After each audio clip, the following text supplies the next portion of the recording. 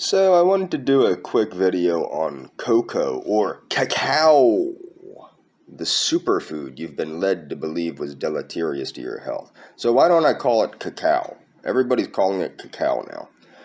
I remember when I was in high school, we had to do a report on the movie Chocolate, also known as chocolate. And because I refused to refer to it as chocolate, my idiot feminist teacher took points off and stated that the reason why was because I refused to pronounce the movie chocolate. And I said, hey, I speak English. I don't speak Mexican. I'm not going to say something all chocolate, okay? So, chocolate is very cardioprotective and geroprotective. As you will see from the links in the description, it helps protect the vascular integrity, the blood vessel integrity. It does seem to help hypertensives. It's very protective to the whole organism, which is why it's one of the top geroprotectors listed on Thrivus's thing, their top 22 geroprotectors. Now, I do want to state, where's the history that chocolate is bad for you? A lot of people do not give enough credit to Dr. John Harvey Kellogg for his influence on modern health concepts with things like alcohol consumption, caffeine consumption, and things of that nature. Now, this brings me to an important caveat. Whatever's wrong with my heart, it makes me sensitive to adrenaline, okay? Which makes me sensitive to caffeine. Now, this is from a guy, when I was a kid, I could easily down 12 cups of coffee before work. And probably another 12 at work, okay? Especially when I was working overnight security or something like that. And I didn't skip a beat. I didn't get the shakes. I didn't get the jitters. I didn't get nothing like that. And I was in very good shape.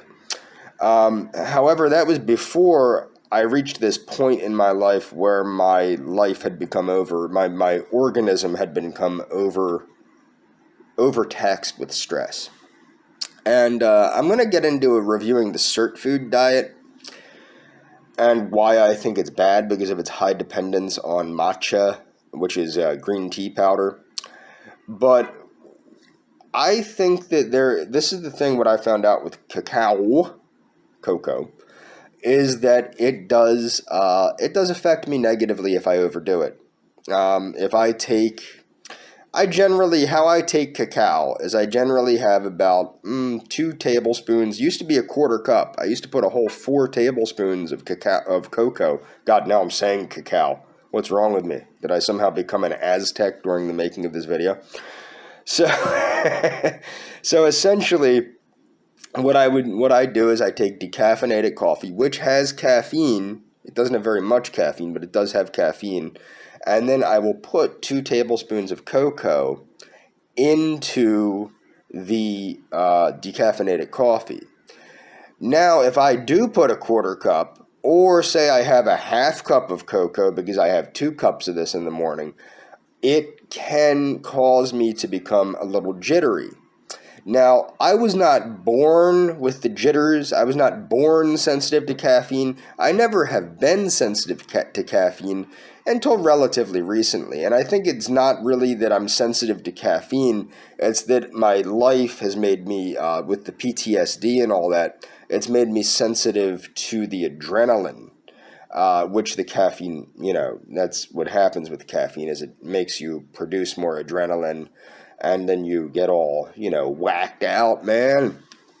So essentially, I have found cocoa, although cocoa, the bioflavonoids and the flavanols and the antioxidants and the phytochemicals and the phytonutrients in cocoa are healthy, for me, there are better ways to get this, such as decaffeinated tea or things of that nature. Now, there is decaffeinated cocoa powder, which I have considered, but it's super expensive. I do think that if you have a choice between, like, say you're doing the Superfood diet, and I'll leave a link to the Superfood diet in here, I guess.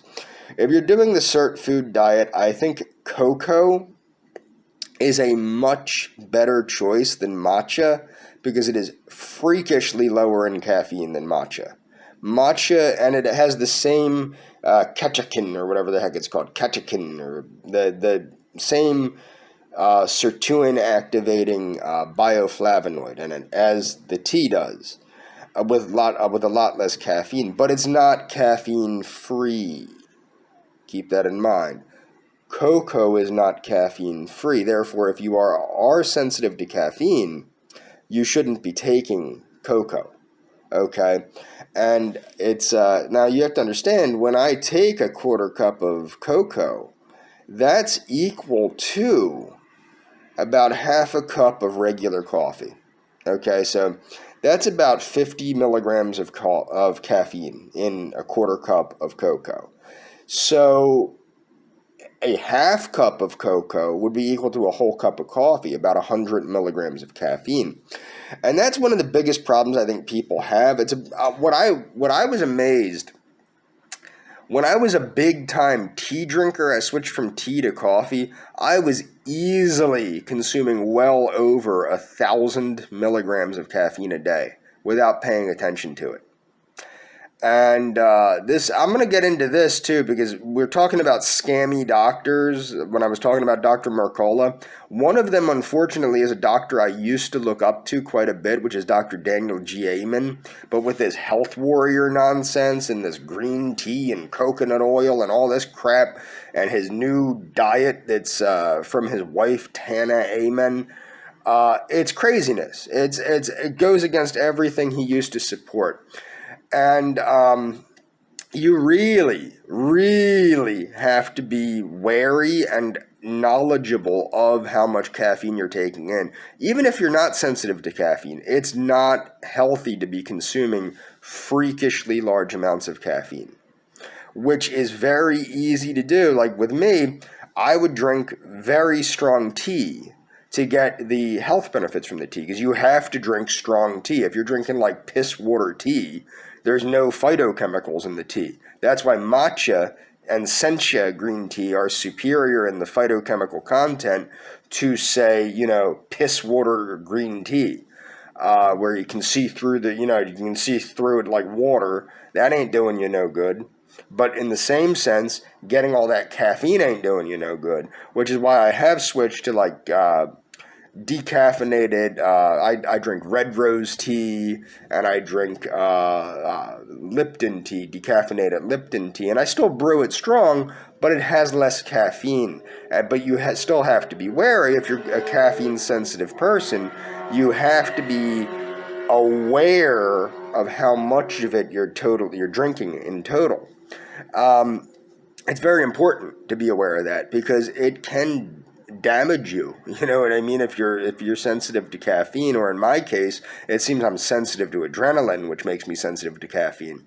But overall, what you'll find by reading the information in the description is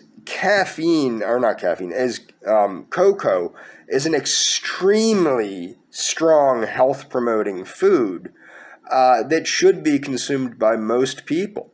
Now, I do want to make clear, I'm not a doctor, I'm not a physician, I'm not a nurse, not a dietitian, nothing like that. This video does not constitute any medical information.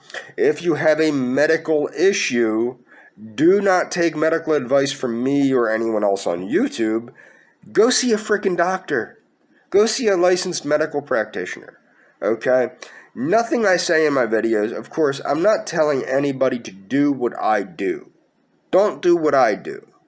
Do your own research and seek the help of a medical professional and go from there. Do what you do, not what I do. Make your own choices. Don't make my choices. My choices might be bad for you. I'm not you. And that's all for this video. There's going to be a similar disclaimer in the description.